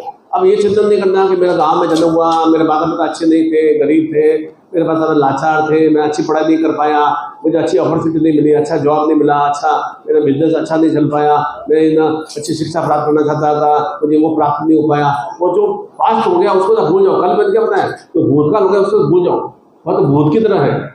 भविष्य काल की तरफ ध्यान देना है और वर्तमान की तरफ ध्यान देना है। हम क्या करते हैं कि या तो भविष्य के बारे में अनगल योजना बनाते रहते हैं या फिर पास्ट के बारे में सोचते रहते हैं। वर्तमान में आज स्थिति में आज जगन्नाथपुरी में उसके बारे में चिंतन नहीं करते कि वर्तमान में आज जगन्नाथपुरी में धाम बैठा है, किस तरह से हम साधना पूजा से हमारे पूर्णता से भगवान योगेश्वर के सुभद्रा बलभद्र जी के दर्शन हो जाए, किस तरह से अपने जीवन को उतार दें, किस तरह से हमें योग शक्तियों से, किस तरह से कलाओं से परिपूर्ण हो सके, वह चिंतन होना चाहिए। तो स्वतः आज वर्तमान अभी का चिंतन करेंगे तो निश्चित रूप से 4 घंटे बाद में समय अच्छा आएगा, 40 दिन बाद में समय अच्छा आएगा, 4 महीने बाद में समय अच्छा आएगा, निश्चित रूप से आते ही। और हम तो क्या भविष्य के 2025 में क्या होगा, 28 में क्या होगा, और ये पहले मैं तो वर्तमान में 40 साल पहले मेरे साथ में ऐसा हो गया, 20 साल पहले ऐसा हो गया, 15 साल पहले मेरे साथ ऐसा हो गया। तो हम भूतकाल के बारे में सोच रहे हैं, भविष्य के बारे में योजना बना रहते हैं, प्लान करते रहते हैं, और योजना को क्रियान्वित करने के लिए वर्तमान में हम कुछ भी इस तरह से दृढ़ता से हम खड़े नहीं रहते या क्रियाशील नहीं हो पाते, इसलिए हमारी कोई भी काम नहीं इच्छा परिपूर्ण नहीं हो पाते। तो वर्तमान में आप जिस स्थान पर विराजमान है, जहाँ पर भी, चाहे घर में हो, घर में भी विराजमान, किस तरह से मैं अपना में प्रसन्न में बना रहा हूँ, आनंद में बना रहा हूँ, वह एक चिंतन भाव होना चाहिए, उसके बारे में सोचना चाहिए। तो पत्नी ने मेरे को अच्छा पसंद नहीं किया, बच्चों ने अच्छा मेरे को मेरे साथ में ऐसा बोल दिए, रिश्तेदार ने मेरे साथ ऐसे कमेंट कर दिए, मैंने इतना शादी विवाह में इतना खर्च किया और मेरे साथ ऐसे कमेंट आ गए, वो तो भोगते रहेंगे ना क्या बताया था मैंने कि मतलब जो इन कुत्ते कहाँ भौंकते हैं, पीछे भौंकते रहते हैं, परंतु संत और साधु जो होते हैं निरंतर सक्रिय और क्रियाशील आगे गतिशील रहते हैं। संत कोई नमस्कार करने से, गुरु नमस्कार करने से रुकता नहीं है, और कोई भी आलोचना करने से पीछे मुड़ के देखता नहीं है। गुरु कभी भी पीछे मुड़ के नहीं देखता है कि मेरी आलोचना हो रही है, पीछे मुड़ के देखा है कौन आलोचना कर रहा है, कौन पीछे कमेंट मार रहा है, मारते रहेंगे। और कौन वो तारीफ कर रहा है उसके उत्तर में जो कि उसको वाहवाही नहीं करता है, वो आगे निरंतर अपने क्रिया में गति से रहता है। हमें भी ऐसा ही जीवन होना चाहिए, हमारे कोई आलोचना करे करने दो ना, उनका भाव चिंतन देना। हम अंतस्वाम में विचार करना है कि मैं वास्तव में कैसी अच्छी सुक्रिया कर रहा हूँ, अंतस्वाम विचार करना है। तो आलोचना होती रहेगी। आलोचना किसकी होती है? राम की आलोचना नहीं हुई क्या? वही ना राम की आलोचना। ओहो कैसे इन मतलब देखो इन मतलब पिता इतना वृद्धावस्था में छोड़ के जा रहे हैं, तो होना चाहिए कम से कम माता सीता को रुक जाना चाहिए था, फिर राम को ही वनवास मिला तो लक्ष्मण को जा रहे हैं। अब सब हुई ना, भगवान कृष्ण की आलोचना नहीं हुई। ओह क्यों इन मथुरा वृंदावन छोड़ के जा रहे हैं, वहाँ कहाँ नई नगरी बसाएंगे, कहाँ गाँव बसाएंगे, कहाँ शहर बसाएंगे, क्यों ऐसा क्या कर रहे हैं। कौरवों ने आलोचना नहीं किया क्या इन कैसा एकदम कैसे एकदम ये तो बिल्कुल एकदम ऐसा क्या क्या हमारे साथ युद्ध करेगा, क्या हमारे साथ विजय प्राप्त करेगा, नहीं तो ऐसा नकारा है, ये तो ऐसा भगोड़ा आदमी है, कहाँ मथुरा से भागा, द्वारका में भागा, फिर कुरुक्षेत्र में आ गया। तो आलोचना सब भी होती है। आलोचना भगवान को किसी से छोड़ा क्या, गुरु को किसी से छोड़ा क्या? कोई किसी को नहीं छोड़ता है। तो हम तो सामान्य मनुष्य है, हमारे आलोचना हो तो उसकी चिंता नहीं करने का। आलोचना में हम एक को शांत करेंगे ना, आपके बारे में ये कह रहे थे, उसको शांत करेंगे, दूसरा और नहीं और खड़े हो जाएंगे, इनका पता है नक्शा को और खड़े हो जाएंगे ना। और उनको नक्शाबंदी क्रिया है, उनकी सोचने की क्रिया वैसी है, जो सब कुछ विचार सोचेगा वो आलोचना करेगा। क्योंकि वह क्यों आलोचना कर रहा है आपकी? वह आपकी अभिवृद्धि को देख नहीं पा रहा है, वो आप जो उच्चता श्रेष्ठता प्राप्त कर रहे हैं वो आपको देखना पसंद नहीं कर पा रहा है। और फिर नकारात्मक सोच बढ़ते हैं। देखो नेचर साइंस से गुरु से जुड़े हुए, तो साथ से तुम भगवान की पूजा कर रहे हो, तो साथ से मंत्रता कर रहे हो, तो कुछ लाभ मिला क्या? नकार कर डालने की कोशिश करते हैं और हम उसके भाव में आ जाते हैं। देखो मेरे को तो एक्सपीरियंस है, मैं तो तुमसे ज़्यादा उम्र लिया है, मेरा अनुभव है, मैं संसार का भटका हूँ, मैंने इतना क्रिया की है, मैं तुम्हें सलाह दे रहा हूँ। तो ये भटकाने वाली क्रिया करते हैं। हमारा एक लक्ष्य चिंतन होना चाहिए, जो भी हमें प्राप्त हो जीवन में हुआ है उसमें किस तरह से सुवृद्धि को प्राप्त हो, चाहे संतान की प्राप्ति हो, लड़का हो चाहे लड़की हो, चाहे बेटा हो या बेटी हो, या पत्नी हो या पति हो, जैसा हमें प्राप्त हुआ उसको किस तरह से हमें सुश्रेष्ठ बनाए और चिंतन भाव होना चाहिए। क्योंकि शरीर तो एकदम हर समय समान रूप रहता नहीं, शरीर में परिवर्तन होता रहता है। ऐसा तो नहीं आज मैं मतलब युवा अवस्था में तो बराबर में 50 साल युवा अवस्था में बता रहा हूँ, शरीर में परिवर्तन होता रहता है। तो ठीक उसी तरह से जीवन में भी अपने आप में नूतन स्थितियों को प्राप्त करते हुए जीवन में जो भी अनुगलित क्रिया है उनमें कैसे परिवर्तन करना है, वह भाव से मदद चाहिए। हम क्या पिछले बातों को बार बार स्मरण करते हैं, उसको छोड़ नहीं पाते हैं और भविष्य के बारे में प्लान कर देते हैं। पिछले बार को छोड़ना पड़ेगा, जो चला गया उसके बाद छोड़ना पड़ता है। कोई साथ में संसार में रहता है क्या? तो माता पिता मेरे संसार में साथ में रहेंगे क्या? तो बच्चे मेरे साथ में रहेंगे क्या? मृत्यु तक नहीं रहते, कोई साथ में नहीं रहते। तो समय आने पर हमें भी संसार में अकेले जाना पड़ेगा ना, संसार आज भी अकेले है। तो सब कुछ हमें जीवन में अभिवृद्धि अपने स्वयं के ज्ञान बुद्धि से ही और अपनी चेतना से ही, अपने इष्ट के माध्यम से, अपने सदगुरु के माध्यम से हमें ज्ञान बुद्धि से हमें युक्त होना पड़ेगा। तो हम जीवन में सही रूप से अभिवृद्धि प्राप्त करते हैं, हम जीवन में योग में स्थितियों से युक्त हो पाएंगे, तो जीवन में सभी तरह से भोग में स्थितियों की प्राप्ति हो पाएगी। इसलिए अभी हम विशेष रूप से अभी यहाँ पर मंत्र उच्चारण के साथ में इन जो भी मंत्र प्रदान किया जाएगा और साथ में भगवान श्री कृष्ण, बलभद्र, माता सुभद्रा का विशेष चित्र प्राप्त होगा और साथ ही साथ में श्री जगन्नाथ धाम योग भोग धन लक्ष्मी शक्तिपात की दीक्षा भी प्राप्त होगी। और साथ ही साथ में विशेष रूप से हम जीवन में महावीरमय बन सकें, हनुमानमय बन सकें, अर्थात एक ज्ञान शक्ति से परिपूर्णमय बन सके। हनुमानमय बनने का ऐसा नहीं है कि हम ब्रह्मचारी बन जाएंगे, ब्रह्मचारी का वो भावचित नहीं है कि अर्थात हम ब्रह्मांड स्वरूप बन सके। जो हूँ संसार में हूँ सर्वश्रेष्ठ हूँ, आपके समान संसार कोई नहीं है। आपकी शक्ल और किसी से मिलती है? 900 करोड़ लोग पूरे वर्ल्ड में हैं, 900 करोड़ लोगों में से किसी की शक्ल एक दूसरे मिलती नहीं मिलती है, चाहे बालक हो चाहे बालिका हो, कुछ न कुछ तो भेद आता ही है ना। तो हम एक तरह से है तो ब्रह्म के संतान ही, एक इष्ट के संतान ही, तो मैं क्यों नहीं ब्रह्मास्त्र स्वरूप बनूँ? तो ब्रह्मास्त्र स्वरूप बनने के लिए भी और शक्तिपात की दीक्षा प्राप्त करेंगे और साथ में विशेष रूप से आपको बाहु भी प्राप्त होगा। चित्र के साथ में तो योग भोग धन लक्ष्मी की दीक्षा होगी और जो आम ब्रह्मास्त्र शक्ति प्राप्ति के लिए महावीर में बनने के लिए महावीर का मतलब हर रूप में मैं वीरता से युक्त बन सकूं, विजयश्री में बन सकूं, पराभाव वाली सत्या मेरे जीवन में समाप्त हो सके। हम वो एकदम पराजित होने के लिए हम कोई ऐसा किसी के दास बनने के संसार नहीं आए। कोई हमारे ऊपर एक आधिपत्य करे, हमारा सबके ऊपर वर्चस्व रहे, आधिपत्य नहीं करना है कि पत्नी मेरे दबे हुए रहे, बच्चे मेरे दबे हुए रहे, वो आधिपत्य नहीं करना है, वर्चस्व स्थापित करना है। मैं अपने आप में किस तरह से स्वतः ही वे सामने आकर नमन भाव से हमारे प्रति चेतना को आत्मसात कर सके, वह भावना से तो होनी चाहिए। तब स्वतः ही पत्नी हो, चाहे इन संतान हो, चाहे मित्र हो, चाहे पड़ोसी हो, चाहे गावन हो, सब हमारे प्रति सम्मोहित हो सके।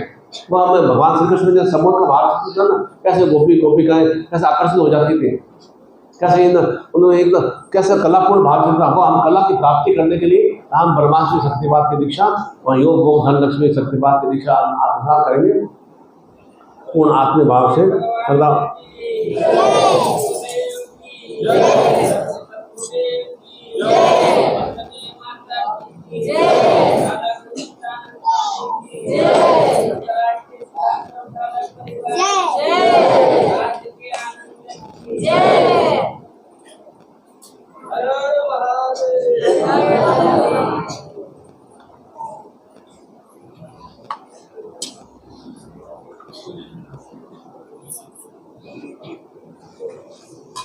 कविता जी ठीक है, हाँ क्या गाना गा रहे थे?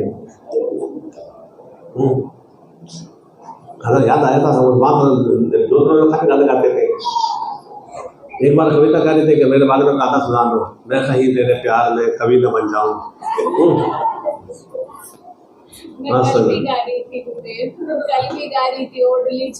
हाँ गुड गुड, अभी वो भी संगीत कार्यक्रम भी करेंगे। और सुंदर जी आनंद है ना, आपके बाल तो करने वाले हैं, मनीष भाई के बाल कैसे हो गए, मेरे भी बाल देखो है ना।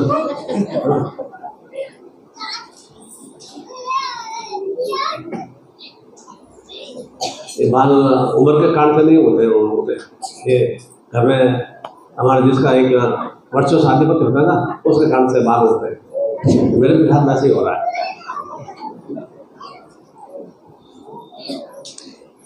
हाथ जोड़ लेंगे,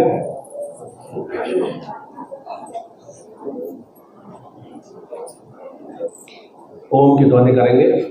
हरि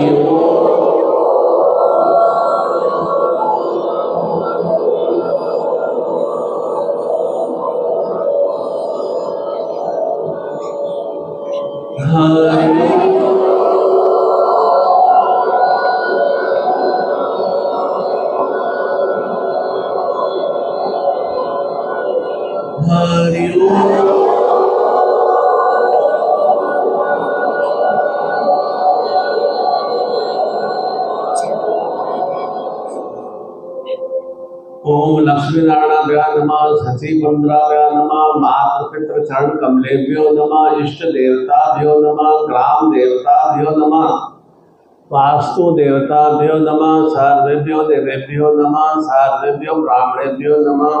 ओम सिद्धि बुद्धि सहिता श्रीमन महागणाधिपति नमः। ओम विघ्नेश्वराय वरदाय शुभप्रियाय लंबोदराय सकलाय जगताय नागानाय श्रद्धेय गौरीसुताय गणना नमो नमस्ते भक्तार्थीनाथाय गणेशराय विद्याधराय विक्टाय वामनाय भक्त प्रसन्न वरदाय नमो नमस्ते। नमस्ते ब्रह्म रूपाय रुद्र रूपाय नमस्ते ब्रह्मचारिणे अन्याय पूज्याय सांगाय सपरिवार सकलाय सशक्तिकाय महागणाधिपति महायामी संकल्पम कुर्यात्। सीधा आह्वान करेंगे। वैसे भी आप समुद्र किनारे जाएंगे, थोड़ा जल हाथ में लेके, और जो भी आपकी कामना इच्छा हो समुद्र बसते लक्ष्मी को समुद्र से जल में वरुण देवता के जल में कामना करेंगे तो मुझे जीवन में योग भोग धन लक्ष्मियों की प्राप्ति हो, मेरे जीवन में महावीर में शक्तियों से आम ब्रह्मास्त्र में शक्तियों से बन सकूँ, और जो भी अनुकूल कामना है, जो मेरे जीवन में रोग है, कष्ट है, घर का अभाव है, ये सब विस्मृत हो सके। सीधा रखिए। ओम विष्णु विष्णु विष्णु श्रीमद् भागवतो महापुरुषस्यम विष्णु राज्ञां वर्तमानस्यम नित्य प्रादरे श्री श्वेतवारा कल्पे अष्टाविंशति में कलयुगे जम्बूद्वीपे भूलोके भाटखंडे आर्यावर्तक देशा अंतर्गत संवत 2081 का मार्गशीर्ष मासे कृष्ण पक्षे न दशम्यां तिथो गुरु ग्रहे सूर्य से रविवार से जगन्नाथपुरी क्षेत्रे धाम क्षेत्रे बिहार से उड़ीसा क्षेत्रे भारतवर्षे निखिल गोत्रोत्पन्ने पूर्णतः सद्गुरुदेव शरणाय कमलाय विंदे दीक्षाम धारयामि। अपने माता पिता का नाम बोलिए, पति पत्नी का नाम बोलिए, अपने संतान का नाम बोलिए। पूर्ण आरोग्यता प्राप्यर्थम अखंड सावित्री स्वाग सौभाग्यवती चैतन्यता प्राप्यर्थम संतान कुल वंश वर्धी शक्ति चैतन्यता प्राप्यर्थम पुत्र पौत्र सुख प्राप्ति वर्धी चैतन्यता प्राप्यर्थम धन वैभव यश सुख प्राप्ति वर्धी चैतन्यता प्राप्यर्थम योग भोग जगन्नाथ श्री लक्ष्मी वर्धी चैतन्यता प्राप्यर्थम आम ब्रह्माष्टमी शक्ति वर्धी चैतन्यता प्राप्यर्थम सर्व मानसिक शारीरिक रोग कष्ट बाधा मुक्ति निवारणतम अनगल क्रिया निवारणतम पूर्णतः तांत्रोक्त शरीर बंधन घर बंधन बाधा मुक्ति निवारणतम पूर्णतः सर्व शत्रु बाधा निवृत्ति क्रिया शक्ति निवारणतम महाकाल महामृत्युंजय सतायु जीवन प्राप्ति वर्धी चैतन्यता प्राप्यर्थम संपर्क दे ही।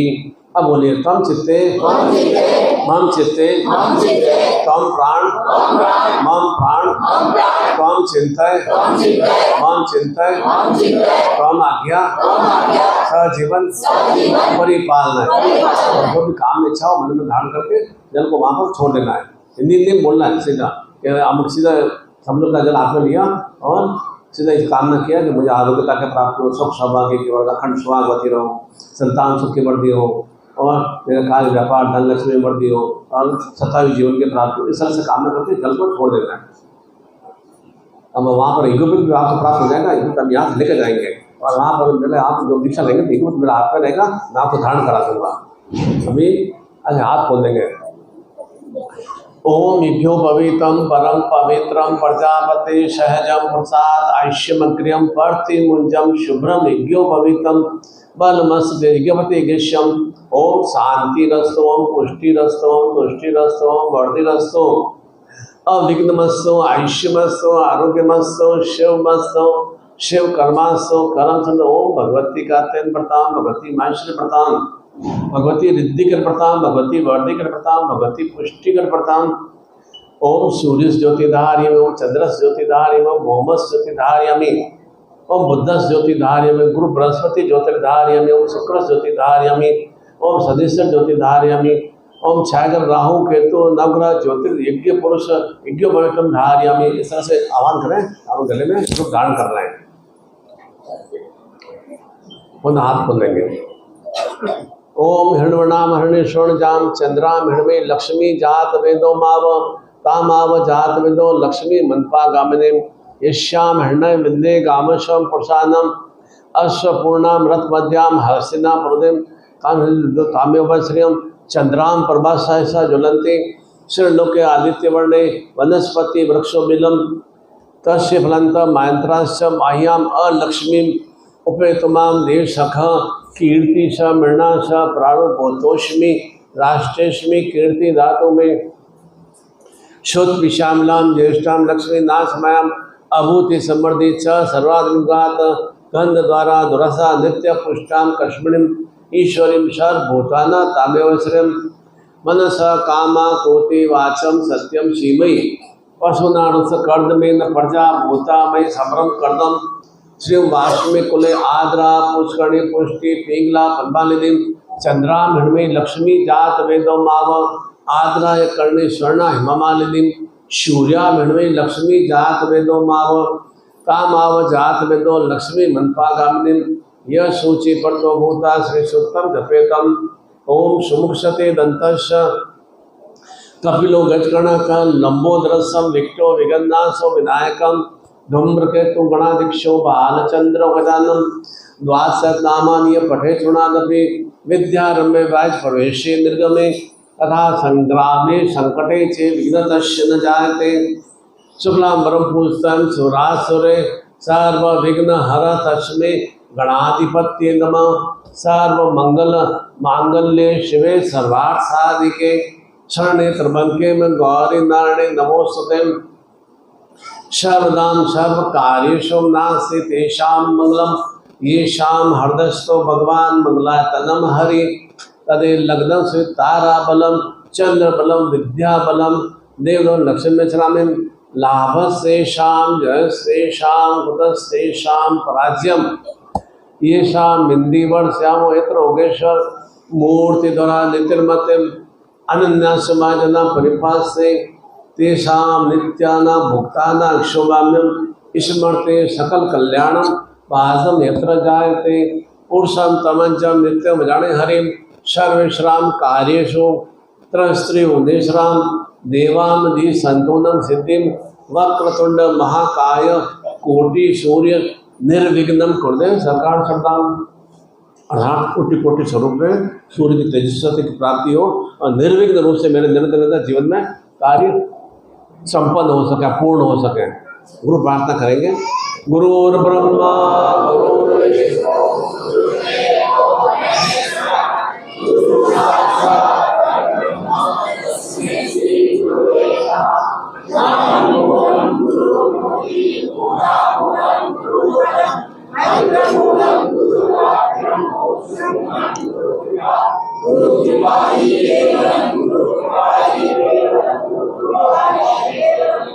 तमेव माता सपिता तमेव बन्धु सखा तमेव पिता तमेव सर्वं मम देव तमेव माता सपिता तमेव बन्धु सखा तमेव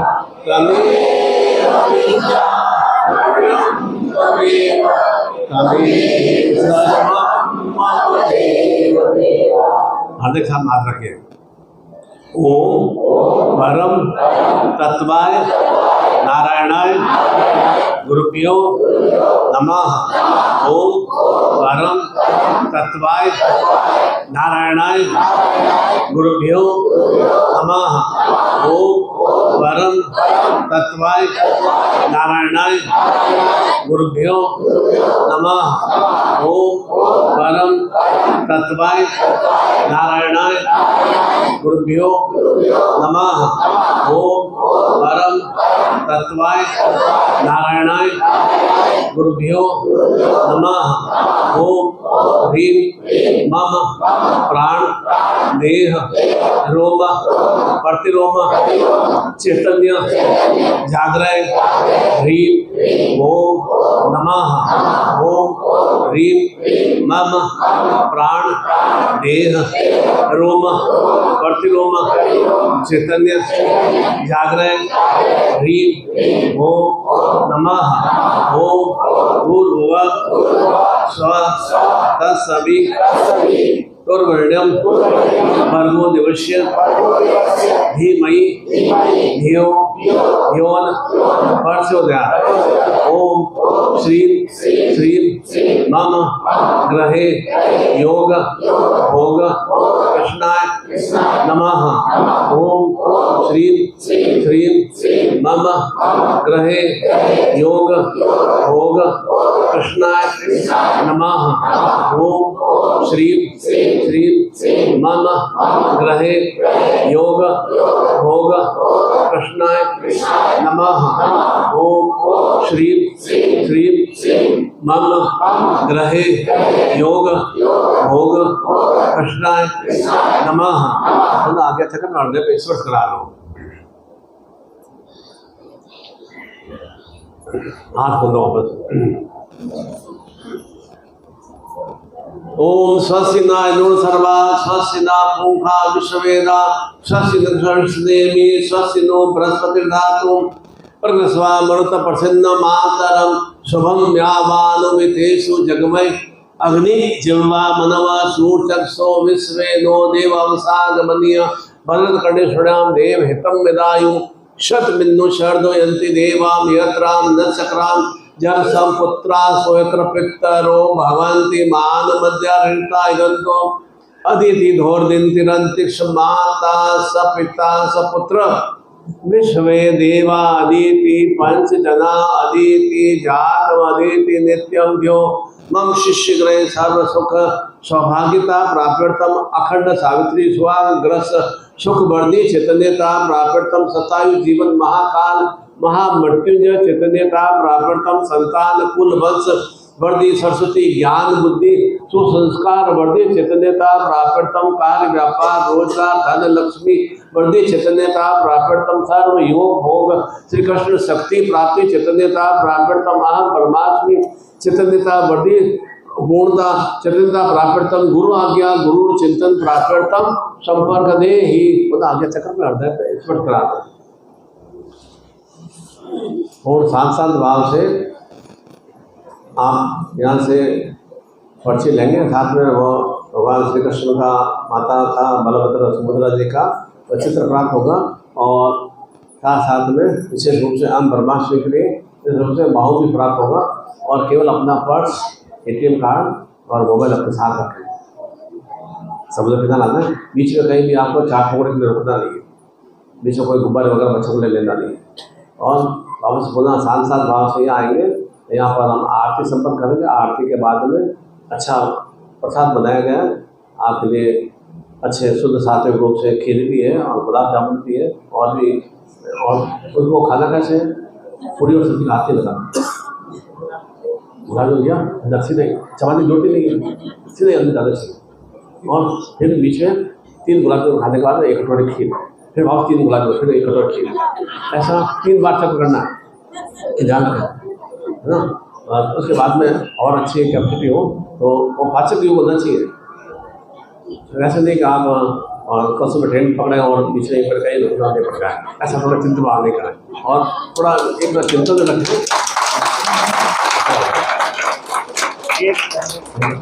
अभी काट लें, बाद में काट लेंगे, 8 के बाद में काट लेंगे। अभी हमारे प्रयागराज में फर्स्ट ध्वनि का साधन का कार्यक्रम है और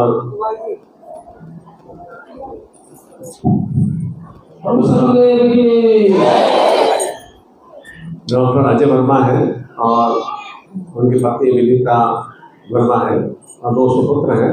तो अजय वर्मा जी की और विनीता जी के आज वैवाहिक वर्षगांठ है, 19 वर्ष पूरे हो गए।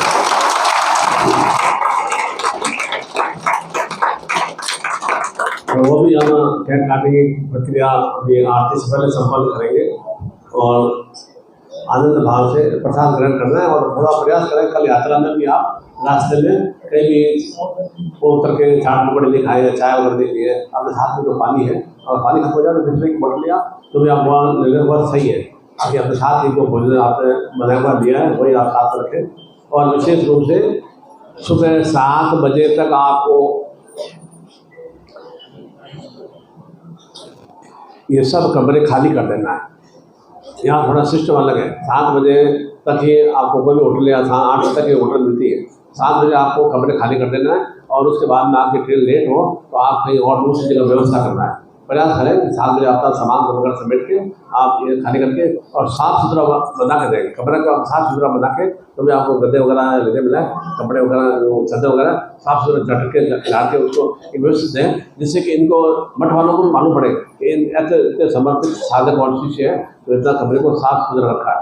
थोड़ा प्रयास करें, शुरुआत थोड़ा यहाँ से करेंगे ना तो एक अच्छी भावना से जीवन में शुचिता और शुद्धता आएगी।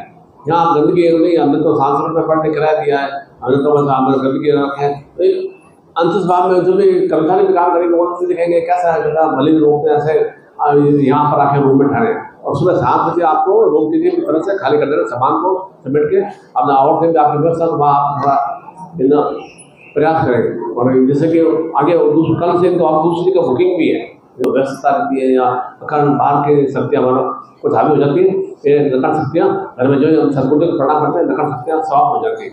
ऐसा ही और दिन दिन आपके जीवन में भी भगवान श्री जगन्नाथ जी की अनुकंपा बनी रहे, दिन दिन आपके जीवन में सदगुरु में माँ भगवती की अनुकंपा बनी रहे और दिन तक आप सतायु जीवन से और सुख सौभाग्य से और जीवन की जो भी दुर्गतिमय या दुर्भाग्यमय स्थितियाँ हैं वे आपके समाप्त पहुँच गए और निरंतर आप चलाए मार्ग चरे व्यक्ति बराबर निरंतर सक्रिय और क्रियाशील रहे तो निश्चित रूप से और जल्दी हम पुनः आपसे मिलने की चेतना से आपके साथ होंगे। लाइट हाउस के सामने मिलना है रिक्शा के घाट के पास, लाइट हाउस के पास लाइट हाउस के पास में वहाँ पर गया देखा दुबला पतला मरीज सा था तो डॉक्टर ने कहा कि शराब पीते हो? ये शराब तो पीता हूँ। तो थोड़ा है ना, थोड़ा वॉकिंग भी कर लिया करो, घूम भी लिया करो। डॉक्टर साहब मैं तो ठेके तक पैदल ही जाता हूँ। तो वैसा भाव से नहीं होना चाहिए, है ना। इस तरह का थोड़ा थोड़ा अपने आप में थोड़ा नित्य नित्य थोड़ा योगा प्रणाम की क्रिया, थोड़ा चलने फिरने की क्रिया, और जो जो उम्र बढ़ती है तो नित्य 5 किलोमीटर चलना भी चाहिए। प्रयास करेंगे सब कुछ हो जाएगा। प्रयास करने करेंगे तो कुछ नहीं होगा। कोशिश करके आप कहते हैं 1000 किलोमीटर दूर से आएगा। कहाँ पर है ना हरियाणा, कहाँ पर आपका बिहार, कहाँ पर दरभंगा, कहाँ बिहार शरीफ, कहाँ आपका दूर दूर से आए ना, बाहर से भी आए तो कैसे ना, जम्मू कश्मीर से आए कैसे 1800-900 किलोमीटर दूर आए ना। तो ठीक उसी तरह से जीवन में भी निरंतर एक चिंतन होना चाहिए, सोच अच्छी होनी चाहिए। अब अभी हमारा चिंतन बाहर होना चाहिए। आप जीवन में योग भोग पर शक्तियों से युक्त हो सके। जीवन में किस तरह से सुशक्तियों से हमारे जीवन में भगवान श्री कृष्ण में चेतना का भाव चिंता, मेरे भीतर में अंतर भाव में प्रेम की वृद्धि हो, मेरे अंतर भाव में निरंतर एक दूसरे के प्रति श्रद्धा का भाव चिंतन का विस्तार हो। निरंतर जिस तरह से भगवान श्री कृष्ण के सभी सबसे अधिक भक्त संसार में भगवान श्री कृष्ण के, ऐसा मंदिर संसार में सबसे अधिक इसी कारण से होना है, क्योंकि उन्होंने प्रेम का संदेश दिया। और प्रेम का संदेश कहाँ से होगा? कर्म प्रभाव प्रकाश नहीं, कर्म भाव करने से ही प्रकाश में जीवन में स्थिति आती है। कर्म भाव नहीं करेगा तो जीवन में अंधकार में स्थितियाँ रहती है। इसलिए निरंतर कर्मशील बने रहेंगे तो निश्चित रूप से जीवन में जो भी आपकी अभ्यास इच्छा है वे जागृत होकर आपको अवश्य प्राप्त होती है। ये मंगल कामना करता हूँ कि आपके जीवन में निरंतर भगवान श्री कृष्ण के सदगुरुदेव स्वरूप में, माता भगवती स्वरूप में निरंतर शक्तियों से युक्त हो सके और निरंतर आपका एक चिंतन भाव अपने इष्ट के प्रति, अपने सदगुरु के प्रति, निखिल के प्रति, नारायण के प्रति बराबर बना रहे। ऐसी आप सभी के लिए मंगल कामना करता हूँ। बोलो सदगुरुदेव भगवान की।